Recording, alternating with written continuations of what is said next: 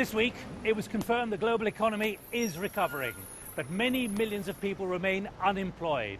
As they worry if they'll ever find work, there's an even bigger concern.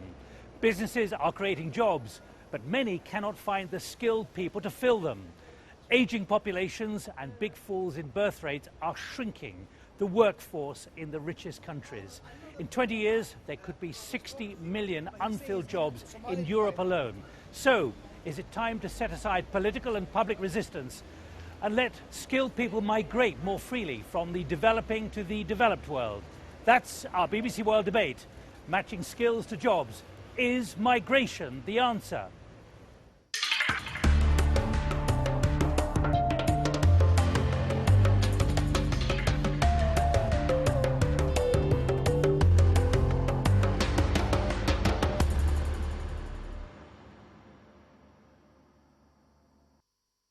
Welcome to Paris. We are guests of the OECD, the Organisation for Economic Cooperation and Development, which calls itself a hub for global dialogue for the West's 31 richest nations. Well, most are struggling to bring their economies back into growth while shouldering the massive costs of bailing out the world's financial system. But if the recovery does bring jobs and opportunities, how are we to find the people and the skills to make that work? Well, I'm joined here for our debate by Angel Gurria, who is Secretary-General of the OECD. Before he took up the job here 4 years ago, served as Finance Minister and Foreign Minister in Mexico. David Arkles is President of Corporate and Government Affairs for Manpower, the enormous international employment agency. A world-renowned expert on labour market trends, he advises many countries on options for developing their skills and employment policies. Sharon Burrow is the recently elected General Secretary of the International Trade Union Confederation. She's the first ever woman in that job. Until her election, she was President of the Australian Council of Trade Unions. Jacques Millard is a French Member of Parliament for the centre-right UMP party, the party of President Sarkozy. He's on the Foreign Affairs Committee. He's also Mayor of the town of Maisons-Laffitte, just west of Paris. And Joe Ritzen, President of Maastricht University, often described as the most innovative and successful universities in Europe. He's Vice President of the World Bank's Human Development Network and a former Minister of Education in the Netherlands. Ladies and gentlemen, the panel for your BBC World Debate here in Paris.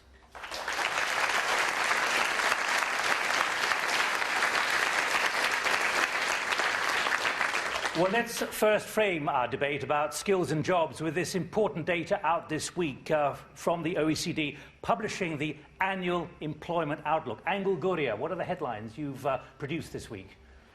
8.6% unemployment, 50% higher than before the crisis, generalized throughout the OECD, but reaching 10% in countries like the United States and in some countries in Europe. But perhaps having peaked out now and maybe with growth over time ready to start ebbing somewhat. The medium and long-term outlook, however, still high unemployment together with relatively low growth and high budget deficits.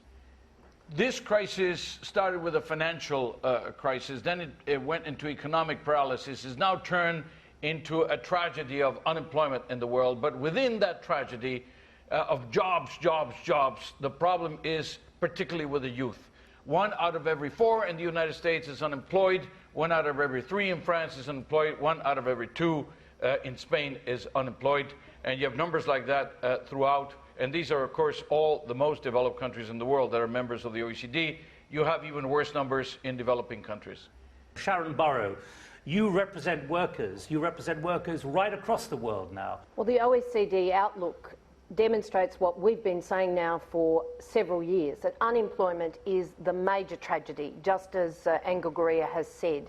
You've got 46 million people who are victims of the reckless greed of the financial sector and a global financial crisis that sadly they're still in control of. But what has to be done in your view? Unless we focus investment in jobs, investment in social protection, and indeed the capacity for income generation with minimum wages, with collective bargaining, and indeed with supply-side investment in skills, then we're going to see a generation of scarred young people without jobs And indeed, of course, the people who've lost their jobs right now, trying to support families, will continue to be devastated. Jacques Millard, you're a politician of the centre-right here in France. What do you draw from these conclusions from the OECD here? Unfortunately, nothing new, because this is a trend we have experienced for years now. But Angel is saying it's getting worse. Well, it may be getting worse, but I think that government do take the right measure to invest. I think that the necessity to invest is absolutely the first priority. And this is why I believe that even if we are not going to arrange everything in the mid-term, I think we have a good chance to qualify youth in the high technological jobs which are coming up. Let me move on. David Arkles, what is the message of what now has to be done? Well, I'll give you one message, and the first one is governments are not doing what they need to do to get this fixed. Secondly, Sharon is right, Angel is right, unemployment's a tragedy, but we could fix it if we really did the right things, and we can do the right things anytime we want. We need the political will and cooperation between public and private sector, the education establishments, and there are demonstrated mechanisms to fix this worldwide. Are you saying the politicians are blind to the trends almost? I'm saying politicians are politicians, and they need to be sometimes. They've got a political construct. We need to fix a longer-term problem that is not going to be fixed by politics. Jacques Millard, you were shaking your head. No, because I think this is, black and white. Politicians are listening to what's happening. And you are talking about the necessity to have public and private sector, let's say, cooperation, especially in education. This is the case in this country. But of course, it is very difficult to change conservatives' habits. I agree. We are not going to change that, just by twisting the fingers. I think that we need a genuine long-term educational policy. This happens in Europe, but this is also true that the global situation, because we are in competition with China, with India, and so on, where the salaries workers are very low. So we are in competition with those countries. Should we carry on this way? Right. I will come on to that in a moment. But David Arkles, what about the trend in terms of skills, the demographics, the aging of the population? How serious? Some are calling it a time bomb. This is a real problem. We've got a fertility drought in certain parts of the developed world. Even in a country like France, you've got a fertility rate of 1.9, where you need 2.1 to maintain a population. Over the next 20 years, Europe loses 20 million workers. How are we going to do that where Europe also has the worst example in the world of increasing productivity? We need to find workers, so we do need to find some different policies, but we need to do better within the EU as it stands today as well. Can I address that? Because I don't share the gloom. There is too much gloom, I think, in the statements and the facts. Because, as you said, David, I don't think we have to take this for granted. And when you look at the trends, then you notice that graduate unemployment is maybe not as strong as it used to be. There is still this competition between, on the one hand, technology, where you see that jobs are increasing in terms of the demands for skills on average, and at the same time that indeed we are not building up to that. That's why in Singapore they are concerned, because they are building huge universities, good universities, huge laboratories, huge innovation. And so I think your notion, David, we should really fight this with innovation. And then we do have a skills problem, in the sense that for people with lower skills, we have to find ways in drawing them along in this whole process. An example of the skills problem, in Europe today, we have 3 million unfilled jobs. 3 million. Look, we could reduce Eurozone unemployment substantially by skilling people for the jobs that are currently available. That's true, but that's not the whole debate. Yes, we need to skill people. Yes, we need to invest in education and training. Absolutely. David and I have always been at one about that. Yes, we need to regularise migration so people have rights and can work. But look at the investment we need in jobs. Look at what's worked through the crisis. Short-term working hours in Germany. Propping up business, yes, but propping up demand through incomes for working people. Yet look at the confused messages coming out of the politicians at the G20. Austerity measures, how are we going to pay for education if we continue to cut public sector funds? We know that the private sector is still very vulnerable. We know that politicians have failed us on the financial regulation. We're still in the grip of a financial sector, nothing to do with the real economy, absolutely back to its old tricks of speculative behaviour. That's not about investment in jobs. So yes, investment in skills. Yes, regularisation of permanent migration, but at the same time, let's understand that unless we invest in jobs, jobs and jobs, the sustainability of our economies is absolutely at risk. Let me check with Angel Gurria here, though. This week you've talked about the unemployment going up 18 million in the areas that you have been looking at. You're about to produce a report next week saying many countries are struggling to meet increasing demand for highly skilled workers. Is this about unemployment or skills? There's both at the same time, and that is a paradox. And it's part of the tragedy, too, because effectively we've created 17 more unemployed, and at the same time we have a shortage of skills. You know, there are countries where people are saying, I don't have enough engineers, I don't have enough people who are experts in computers, etc. And so the part of the solution is in training, in retraining, in lifelong learning, and in moving away from the more traditional structures of education, the things that we educate about in order to make people better prepared for the new challenges, for the new jobs that are going to be available. David Arkles, this paradox, give us more details so people out there can understand the paradox which, frankly, is not adequately being talked about at the moment. Well, the detail of the paradox is really, really simple. We need to become much more forensically accurate at understanding the skills that a particular economic region, country or city needs. And hardly anyone in the world does that forecasting very successfully. If you don't know what you need in future, no wonder we've got 3 million unfilled jobs here, 2 million in the US, but still huge unemployment. It is exactly the paradox, but it is fixable because we have the mechanism. The real question is, are we at a crossroads, or is continuing what we always used to do going to give us the solutions? And my view is that it's not. I think we need radical change. I think the crisis should have been taken on as a point of reflection. Europe really should face this. Europe, but also most OECD countries with this huge demographic problem, should face the notion that they are not going to be able to train the people they need.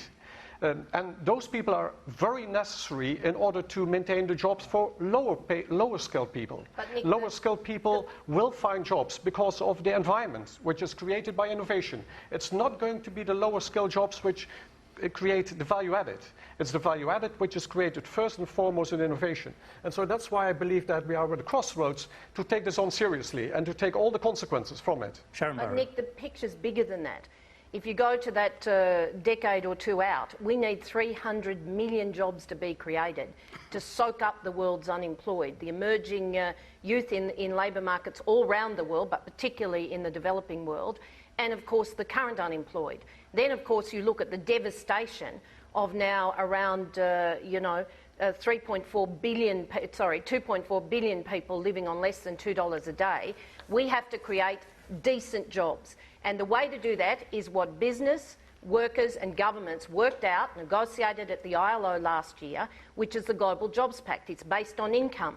You must have social security measures to lift people out of poverty, create basic demand. You must look at investing in minimum wages. That looks to reduce the informal sector, grow good jobs that are then part of a sustainable economy, distribute wealth more equally. We've now got a situation where profits are again running ahead of wages, which are at an all-time high in terms of wages at all-time low in terms of profit share. That's not good for capitalism. It's not creating demand. And of course, unless you then invest in skills, we're not going to make the grade. But investing in jobs and incomes is critical, and no politician is talking about it adequately. But let's be absolutely clear. David Arkles is just saying there are currently in Europe alone 3 million vacant jobs, jobs which can't be filled because people don't have the skills. And we should be critical of the underinvestment by politicians in education that are not educating our youth. That's true.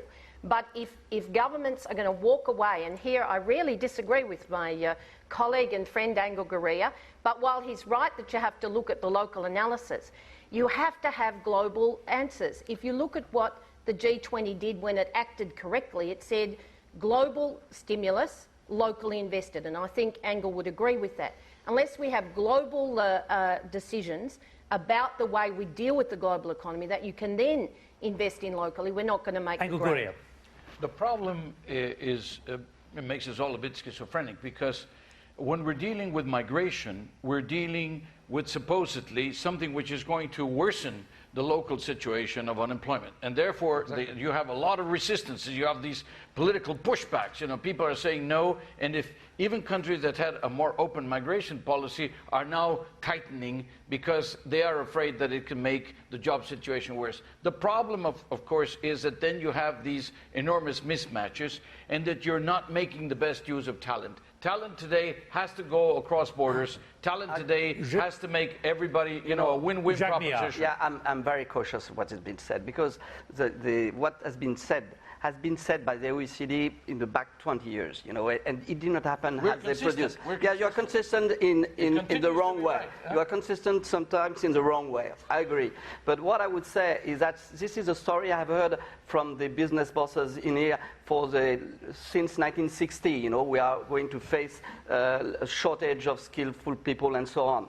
The point but David Arkles says it's there at the moment. It's clear. No, hold on. It's not only a question. It's not only a question of skillness. It's also because it's very difficult to ask people living, for instance, in the south of France to come and work in Paris, etc. When you have got your family and so this is, you know, the question of more or less conservative rules of the words, and I think this is very important. You don't change people like parcel and goods and services all around the world. David Arkles. You know, so Jacques is even absolutely right. There is a huge issue here of what we call talent mobility. Probably the jobs that Sharon needs to be created can be created with current global growth. But people that can fill those jobs are in the wrong places with the wrong skills. And we need much broader solutions to fix those issues. But can I add to that? Because in a way, indeed, there is this problem of talent migration. But it's sometimes very local. When I look at talent migration possibilities worldwide, then I notice that all of our European countries are extremely hesitant. We do not admit people from India, from China, who are willing to take on a job and actually, as I would say, a circular migration, in the sense that they go to university, they practice in an industry, and then they go back formidably enriched. There's one country in Europe that actually does this exceptionally well. That is Sweden. What Sweden has done is to persuade the voter in Sweden that a new immigrant equals lots more tax. Doesn't mean taking a job away. So it's politically acceptable to take new immigrants in Sweden, which it isn't in the rest of Europe. David's right, that when you have an immigrant, they pay 87% of their income into the domestic market. We reject the notion that immigrants actually cost jobs. If you go to my own country, Australia, where it's permanent migration, I have an issue with circular migration because it can lead to terrible exploitation, but where it's permanent migration, then those people become incredibly part of the productive economy. Australia is a success story. Its actual GDP, its growth, has quadrupled over decades because of migration in large part. But Sharon, I have to put to you, you now have a new Prime Minister, a Labour Prime Minister, who's just announced as one of the first things she did in the last 2 weeks is a cap on immigration and migration. Well, you've got a debate going on in Australia that I disagree with. I actually fundamentally disagree with the notion that migration can be capped over time. Now, right now, you've got a debate about refugees, which we won't go into, but economic migration is actually part of the success story. If you look at the global financial crisis, what did Australia do? It took the OECD and the IMF's advice. It actually invested in stimulus, in jobs, in income transfer, in social security. Where is it now? It's come through the global financial crisis. Its unemployment is 5% or will be within 5 months. In the 80s and 90s, because we followed the old prescription, Jack, then it took us 7 years to get back to 5% employment. So the days of having a growth trajectory without employment are over. I'll tell you David Arkles. Something you're not going to stop whether you want to or not, or put political systems in place to stop it. Migration, where people want to move from one place to another to find better work or better paid work. Today there are 200 million people outside of their country of origin working. We forecast that's going to double in the next 15 years. You are never going to stop people moving. They will move anyway. Also, there are success stories. Let me just tell you, in the case of Australia, Australia is a country that has the highest proportion in the workforce that is from other countries in the world. And they are a success story. But they're now capping it, as are the British as well. That is why I think, but this happened last week after many, many years of practicing a very open policy. Precisely, I think, the point we should be addressing.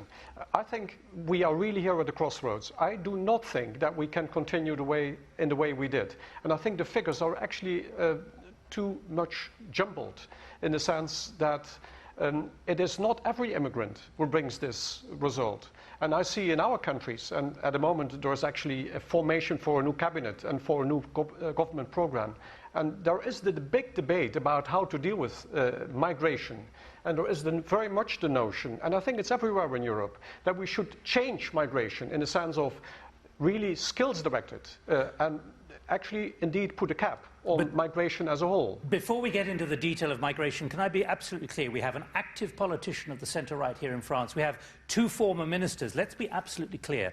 Do governments understand the nature of the skills shortage that is silently hitting and threatening their economies during this recovery? They're going to have to, because if they No, don't... but do they? Well, at this stage, they're focusing on the unemployment, not on the skill shortages. But do they understand? But let me just tell you an example of the fact that the answer is yes.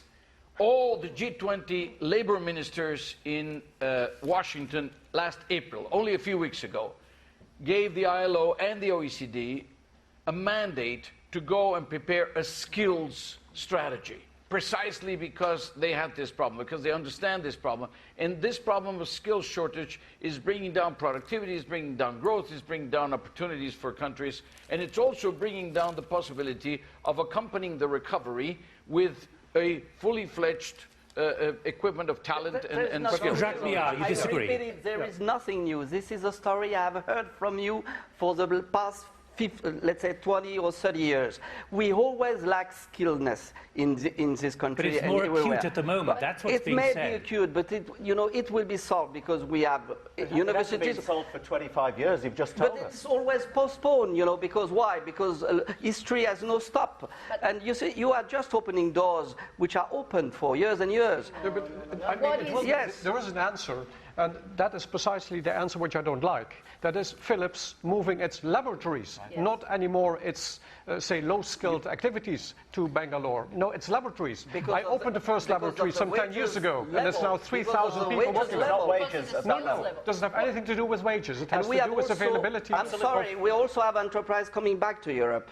For the past last year, But let me back that up and give some visceral data from the corporate sector. 30% of our globally surveyed customers and non-customers, 30% worldwide, say they have trouble finding the right skills and talent today. 30% of global employers. We have a huge skills deficit. You've got to do governments understand it? And what is new? Hang on, let me ask David. Do governments understand it? I believe not. Some do. I think China does. They're doing something about it. Vietnam does. Singapore does. They're trying to do something about it. Sweden understands it. But generally, I'd say less than Joe more. Ritzen? No, governments simply don't understand it as far as I've found back in what they do. What they say, here at OECD, I was also quite often a member of these ministerial meetings. That's nice words. I look at what they do. They are not doing a thing at the moment. We have had slight changes in terms of knowledge migration, but only slight. But the general notion of this shortage of 60 million graduates in the year 2035 is something which is not understood and definitely not translated into action. Let me be a little clear. They're focusing on unemployment now. They're not on the future, But let me be absolutely. Let me be absolutely clear. Is it a question of them understanding it, but because of the political sensitivity and emotions? Look at the front page of a British paper here: 203,000 record number of immigrants. In other words, there's an emotional tag to the issue. Do governments understand it but not want to talk about it? David? Absolutely. Look, let's be very clear. 2 things have got to be fixed.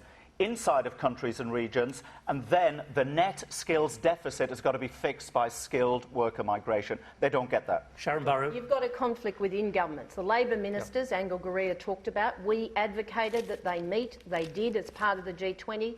It was around a whole range of investment in jobs, but also in skills. When we got to the G20, I can tell you in Toronto last week, it was very hard to get unemployment on the agenda, jobs on the agenda. Skills was in an annex. So you've got finance ministers who don't talk to Labor ministers, who don't talk to their leaders. And the investment, when you cut the public sector funds, the investment, that's the advice from finance ministers because of the global financial sector back in control and the bond markets driving the agenda, then you've got no money to put into the skills development that we so badly need. So yes, it's a conflict, yes, it's a paradox between unemployment and skills, but governments have to intervene. And I'm quite surprised, Jack, because Nicolas Sarkozy talks a different language to you, at least he does in public at the ILO or indeed in forums like this. The point is that we are still investing very much in education, and this is the priority of this government. We are maybe cutting in expenses, let's say for ordinary expenses, but we are still investing very much in high educational system, and I think this is the future. But you know, don't worry, in 10 years we will have the same thing, because you know the technology is always improving. So, as I said, what you said today, I have heard it for years and years, and it has not changed, but the economy is still going on, you know. So how do you explain it to young people who don't have a job? Why aren't you training young people so they can, in fact, have a job in their own nations, wherever they are around the world? You will get jobs in here if we invest, and if also we control and master the globalization, which has been extremely quick. But by the way, you're absolutely right. Your organisation, I mean your government organisation, Invest in France, does a fantastic job at attracting new foreign direct investment. However, what those companies that are coming to France, as an example, or Europe are telling me, is why is Europe's productivity improvement so poor as against the rest of the world? Europe is just not very good at improving productivity, and that's a critical issue for investment. How do you calculate productivity? If it's just, let's say, an economic point of view, then of sure we are less productive than China, because China is just starting from the bottom. Less productive than America. The US, always depends on what. Many enterprise says that they have very difficulties, much activity and productivity in the United States. The point of investment in education is very well addressed. We are in university expenditures. Europe spends half of the money compared to the US, also compared to Korea, also compared to China.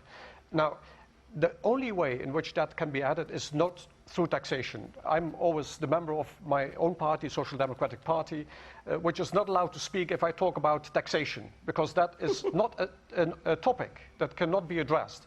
But then releasing private finance for higher education, for education where it's possible to release it, that is, I think, still an obsession in Europe, that cannot happen. And I think if Europe is not going to be able to indeed release more money for education, also private money, then Europe will be really in the doldrums. Could I make, okay. We need to be logical about what we're trying to do here, okay, with migration particularly. That's where we've got to. That's the issue of this debate. And Jacques Millard, let me put to you a couple of quotes here. First of all, from the UN Secretary General, in countries of destination, migrants fill gaps in labour demand and skills to make the economy more productive, which is what is needed in the current financial crisis and economic crisis. And your OECD document out next week is talking about no escaping the fact that labour migration will be needed as recovery progresses. Now, you don't seem to be comfortable with these principles, It's not a question of being comfortable or not. I think the answer is yes, the answer is no. Well, because in fact, what does that mean? let's say, yes to what and no to what? Yes to what? Yes, because yes to what? Nobody will stop migration, I agree. You know, no Chinese wall will stop migration in the world. But governments are reluctant to let it continue at its current rate. And of course, when they come, when they are, let's say, integrated, they work for the national economy and everything goes smoothly. Unfortunately, you have also the shock of culture. It's not only a question of enterprise. This is also the question how those people are accommodated at home, how do they find their way, how do they behave sometimes as well. So, you know, this is a question of balance. So there is no yes or no answer. This is a mixture of the two. We are not going to stop. We have signed now with many African countries agreements, international agreements, to try to master the flux, to send back those who have come illegally, and also to aid those countries to maintain, you know, and to invest in those countries. So we need those countries, they need us, so we have to find the balance on how to meet the objectives. But again, on the detail here, the British government, for example, is putting a cap of 24,100 non-EU. Same in here. And what is being said by the economic analysts is this is going to reduce GDP by 1%. and reduce tax take by about 9 billion. Well, I would like to find out those figures because this is what I don't agree at all. No. You know, this is not only a question. Migration is not only an economic subject. It's a political one. We don't make economy. We make political economy. And you know, you have to recon everything in this analysis. By the way, one of the fastest growing businesses in the world is doing commercially what governments can't do very well. That is integrating new foreign workers into the workforce in any country. Actually, we have a partnership with you in France, which works very, very well. You know of those programs. I think we need to get better at the social integration because that's one of the critical issues, Jack. It's not just jobs. I agree absolutely with you. Angel Gurria, one of your reports talks about migration being, quote, an act of sheer economic rationality. How rational are governments and politicians when analysing what they face, therefore? You have to understand, Nick, the fact that we're talking in the middle of this 10% unemployment about skill shortages and about migration and how to compensate for the shortages is an act of foresight. It is not the common talk. The BBC and yourselves have a lot of merit for talking about something which is going to address problems in 5 years' time, 10 years' time. Today, the politicians are talking about today, about yesterday, about the 10% unemployment and about the pressures that they have at home and the next election. And that is why this discussion that we're having here is so important, because it is a discussion of the future, but of the future of 3 years' time, of 5 years' time. By the time there's a recovery, we're going to need to organize a migration as we did before. The aging process is absolutely inevitable. The skill shortages is a reality. Therefore, we need to manage the situation. It's inevitable. Therefore, how to manage it, like any other political situation, like any other economic situation, how do you make the best out of it? And as David said, it's not just a question of economics, it's also the integration, it's the teachers, it's the languages, it's the way in which you welcome. To get it fixed, you run it like a business. That's how you need to do it. But be clear, you haven't quite answered my question. How rational are governments and politicians faced with what you're saying is lying over the horizon? Increasingly, they are coming to the conclusion that not only is it inevitable, it's in their best interest. The moment, however, is a difficult moment. It's a moment in which the temptation of the short-term discourse is leading some of them to tighten these quota numbers, etc., which are exactly in the wrong direction. So, Jacques Millard, it's going to be in your best interests shortly to maybe change your position. With 2 million unemployed in here, I will first try to skill those one, you see. But you accept that you may have to come to terms with this? There is no doubt. You know, in normal time, let's take the example between France and Algeria. You have 600,000 trips, you know, go and return between the two countries. So, you know, this is inevitable. Some they come, they work, and they go back, you see. This is what we have to organize. So how is France going to survive with a demographic where your recreation is less than 2? You're not producing enough of yourselves. No. I don't agree. We're over 2 now. I can tell you that, in fact, you know, this is, I'm active. France is an exception. France is an exception. Most of the OECD countries are actually falling, and they are below the reproductive level. But so is it the demographics? And don't you have to concern yourself with the demographics here, Jacques Millard? I mean, you come from a constituency. Demographic story is the history of the world. There is no doubt. So, you know, if you take the example of Germany, which is maybe to lose between 8 and 14 million inhabitants, then it will be a drama for this country, I tell you. And the Germans are very much preoccupied by that. But, you know, if I take the German example, they have tried to bring Indians engineer in computer system, you know. They failed because they did not come. Very many but governments are not rational about this, Nick. Computers. 4 to 5 years ago, in fact 2004-5, David and I traipsed the world on a variety of missions, the Global Commission on Migration. You don't always travel together. No, we don't. But I think we were the employers and unions with Juan Samavia, the Director General of the ILO, who addressed the first forum on migration by the leaders at the UN. We said then you had to do 3 things. You have to skill your young people, absolutely. There will be no confidence in any community about migration until people have a confidence they will get jobs in their own community. The second thing is you have to recognise that permanent migration adds to the demand base, the sustainability of an economy, and in fact it's a good thing. The third thing is that to recognise that the world's failed development. The world has failed Africa, parts of Latin America, parts of Asia.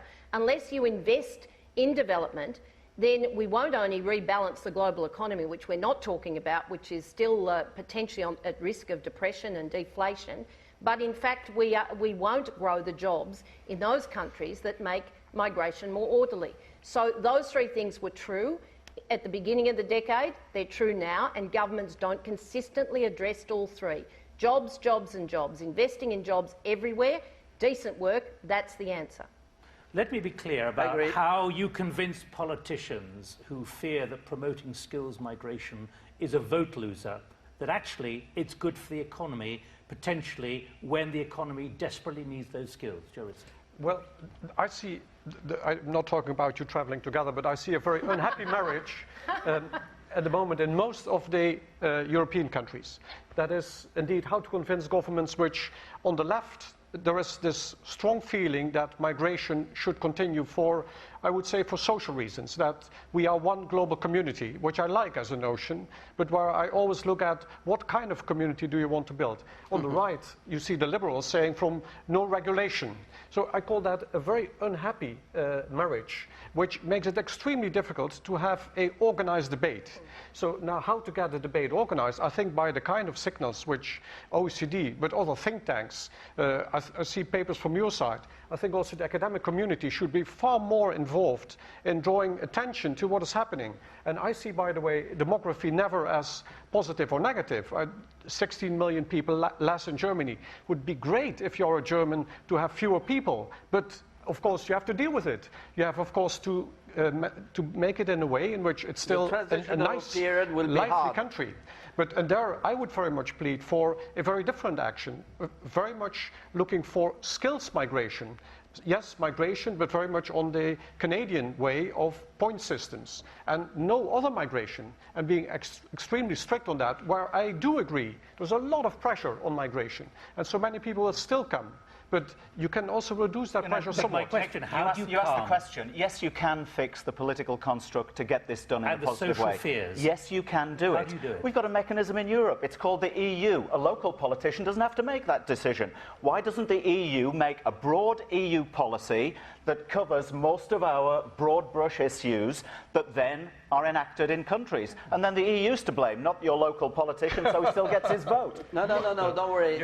So I want to control the EU. I want to control the EU because I don't have much confidence in the Brussels technocrats. That's the first point. Second point, it is true that we need skilled people, and they will come, in fact, maybe on the basis of the so-called green card in the United States and so on. And this is what we try to do. But on the reproach that you will get when you say that is that you are just taking the light from those countries that they need. So, you know, this is it's not one way. It's also how do those countries get up. Let's say something about those countries, because those countries that people are coming from are not creating enough jobs. And that's a problem of the imbalance in the global economy that Sharon talked about. There is a labour surfeit in a lot of the countries that want to send people, or people want to move to a higher wage-paying country. So I don't think we so much have that problem. I just think we need to get this under some regulation and control worldwide. And you've got to look at the success stories. Go to Brazil. At the height of the crisis, who announced regulation for migration? Lula. The president of Brazil said, enough, we are not going to make victims of migrant workers because the financial sector has delivered us to the brink of collapse. In fact, they did all of the right things. They invested in social security, they increased their collective bargaining capacity, they've generated minimum wages, they've invested in jobs and in skills and regularised migration, and they're going ahead leaps and bounds. Similar story in Argentina. Argentina, a victim of old prescriptions from the IMF, you know, went their own way, now doing the things that we know work. The Global Jobs Pact, the ILO Global Jobs Pact put this together, and it deals with productivity, Nick.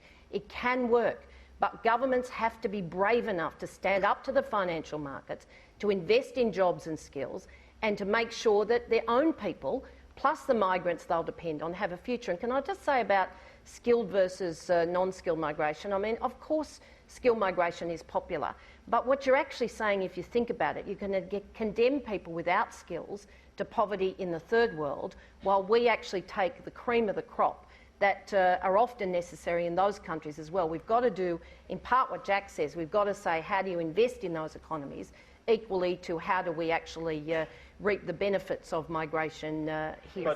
Can I just say a word about the brain drain and the way in which it's put in a moral context? A brain drain from where to where? From, say, the developing world, emerging countries, to the Western countries, because it's very much put in a moral context. We are, say, creaming off the best talents. It's not the case. It's not the case that we are doing that. To the contrary, we are invited. We have now an office in Bangalore. We talk a lot also with the Indian government. They love us to be there because You're we talking about the expand university, your university. Yes, and they say please come and also bring people to you because they come back better skilled after a while. Sure. And when you look at Bangalore, the whole prosperity of Bangalore is completely due to the brain circulation. So brain circulation is already around in a large scale. This is true. And so in that respect, I feel that we should really I agree with that. now. Are there negative sides to this? Angel Gurria, do you concern yourself that if there is going to be skill migration, this is actually bad for the developing world? We have analyzed this at depth, and our conclusion is pretty much along the lines of Joe, that there are skills already. The marginal migration that comes of some skills that migrate to more developed countries is really, yes, acceptedly making the problem a little more difficult. But already the problem is there. And then there is a benefit, which is quite important, quite perceptible, and sometimes measurable, which is, first of all, they do come back. They tend to come back when opportunities arise. They come back with a practical knowledge, with a very useful knowledge. They come back with some savings also. They sometimes reinvest in their own country. They establish new industries and new businesses. So there is a reflow of migration. Is there agreement among all of you on that? It's not the case everywhere. Is that, not everywhere, but do you agree, David Arkles, yes. Sharon Burrow? In part. You have to recognise that it should be by choice. And where we're getting to now is a debate that says, well, and it's xenophobic, we'll have people when we need them, but we'll send them back when we don't. Yeah. We would say you give people rights to move, to be residents of another country. They will, by choice, exactly as Angel Gurria said, go back to their own countries through their own emotional, family attachments, business opportunities. But we must get the social rights piece correct first, rather than just looking at it from a narrow exploitative economic outlook. David Arkles, let me just ask you, though, from the Manpower perspective, are you acting for those who really would like to sort of suck the most talented people out of the developing world, and regardless of the impact on those countries? Let's be clear that we've surveyed migrant workers, and about 90% of them would love to go back to their home country if they could earn a decent living and find a way to do it, and especially the non or less skilled workers. So being clear on this, one of the big problems we've got is that there is no regulatory authority responsible for the movement of people around the world. The UN isn't. There's an international organisation or two that advises, but there is no flow process mechanism that is regulated for people moving around the world. We need something. We've been telling the UN for a long time, somebody ought to be responsible for this. The governments have failed us on this. We've said through the ILO, through the unions, that you must manage migration. It must be underpinned by rights. So there's a lot of talk, a lot of hot air, but in fact it's true. People are exploited because there is no management. But we're talking about migration of skills here. Well, we're talking about migration, including the issue of skills, but they're people, Nick. These skills are people, and they have families, and yet you look at the issues Jack raises, he's right. Yeah, but I disagree. I don't think we can have an international governance of migration everywhere. What we have to have is an understanding about some national policies to be adopted. And the crux of the thing is integration, integration, integration. And that has to do with teachers, that has to do with the languages, that has to do with job opportunities, that has to do with education opportunities inside employment, entrepreneurship, etc. But it's not that the UN is going to be deciding how many people go from one country to the rest. Just for 1 second. That means in your construct that we have hundreds, if not thousands, of bilateral country-to-country agreements on migration and immigration. That is just unworkable. We need some recommendations from a global level. Well, recommendations, yes. Best practices, yes. But not necessarily an authority in the sense of authorizing how many people are going to be moving. Best practices is what we're doing. Actually, next week we're going to produce this migration outlook, which precisely tends to find these recommendations. What is the best way in which we can go about it? But it's still going to be country by country, national application. But Angel, no one's talking about saying you'll take 400,000 people or 40,000 people from here and put them It there. just sounded like that. It is global governance. But the UN, the leaders of the world, have sat down to talk about migration once. They've never talked about unemployment. They've never talked about investment in the level of skills that we need. The G20 is picking this up, but in terms of global governance, given what we're talking about, a global labour force where you've got youth unemployment in every one of our countries, not getting the skills to get the jobs, you've got migrants who are feeling increasingly desperate. They move from their own countries because of a lack of investment in development, as well as opportunities in their own countries. We need our global leaders to take these issues, complex, yes, in fact, a part of a paradox, much more seriously. Well, we started this BBC World Debate with a high degree of pessimism, a degree of optimism, but also pragmatism. Thank you all very much indeed. We've highlighted, I think, what many politicians aren't yet fully prepared to talk about in the midst of all the emotive discussion about unemployment, that need for migration and skills training as well. Thank you to all our panellists for fascinating and at times heated debate. From me, Nick Gowing, thank you very much as well to our audience here at the OECD in Paris. From this BBC World Debate and our panellists, bye-bye.